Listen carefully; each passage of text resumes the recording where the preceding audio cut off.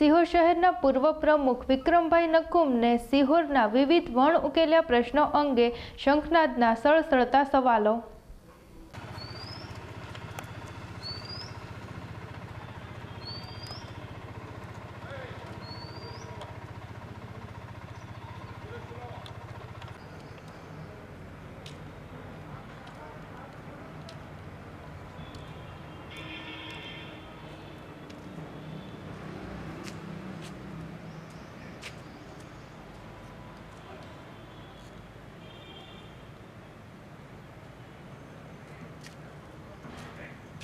Iya.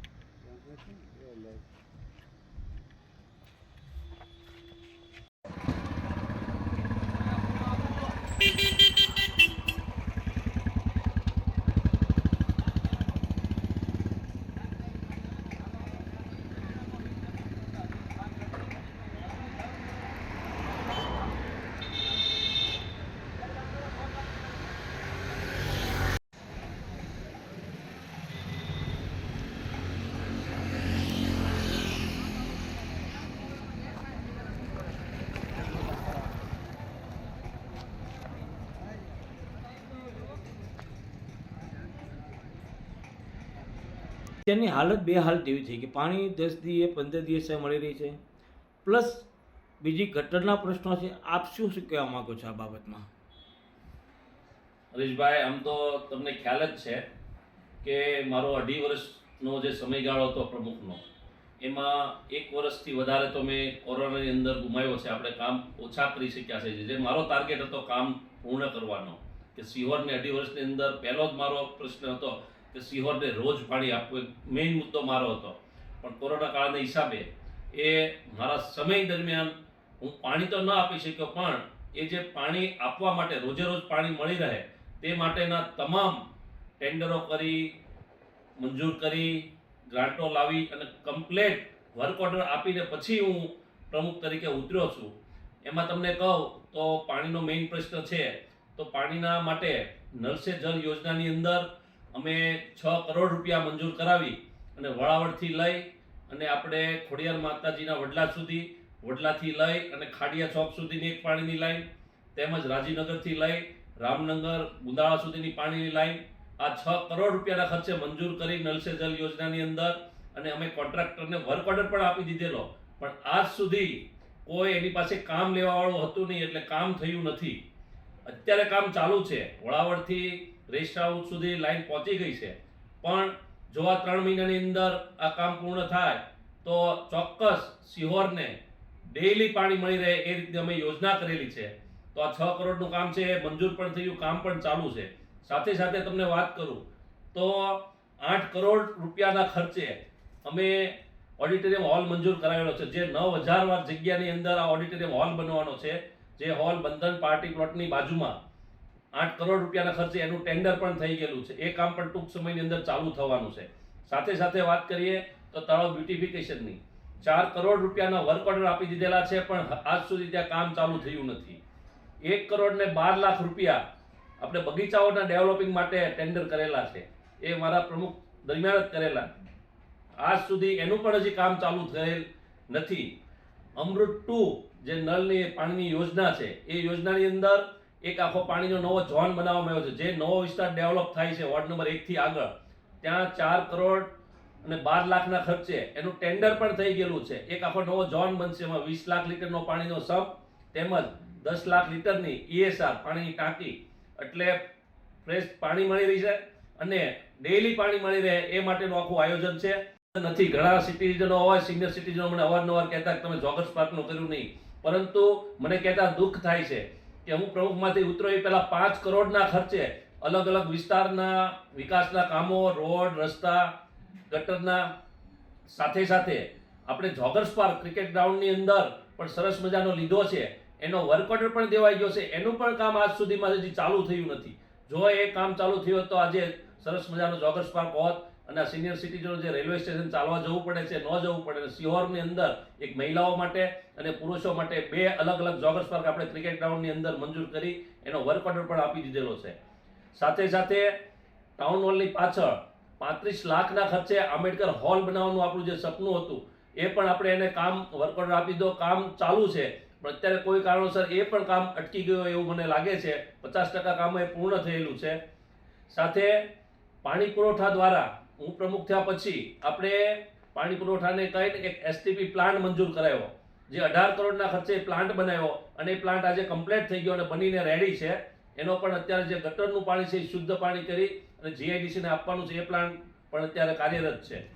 સાથે ગટરનો મોટો પ્રશ્ન તમે જે પૂછ્યું એમ કે નદીની અંદર ખુલ્લી ગટરો જાય છે, તો ભૂગર્ભ ગટર યોજના પાર્ટ 2 ની અંદર અમે ઠરાવ કરી અને પાણી પુરવઠાને આપેલો છે. આખી લાઈન બનાવેલી છે કે ધોકા બાપુનો આશ્રમ છે જળુમ, ત્યાંથી લઈ અને નદીને કાંઠે કાંઠે આપણે એક્સપ્રેસ ગટર લાઈનનું એક આયોજન કર્યું છે.